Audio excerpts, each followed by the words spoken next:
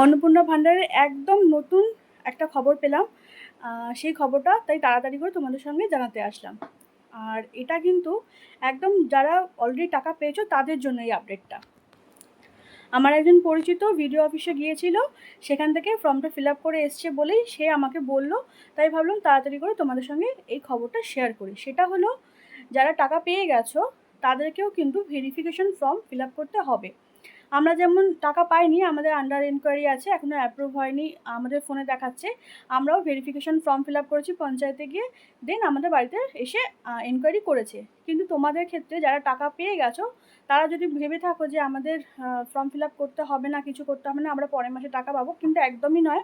তোমাদের কিন্তু ভেরিফিকেশন ফর্মটা ফিল আপ করতে হবে, আর সেটা খুব শিগগিরই করতে হবে, তা না হলে কিন্তু তোমরা আগস্ট মাসে টাকা পাবে না। এটা একদম কারেন্ট একটা খবর, আর এই খবরটা কিন্তু একদম সত্যি। এবার আমি প্রথমে ভাবছিলাম না, এটা ভিডিওতে আমি দুদিন ধরে দেখছি, কিন্তু বিশ্বাস করিনি, তাই তোমাদের সঙ্গে শেয়ারও করিনি।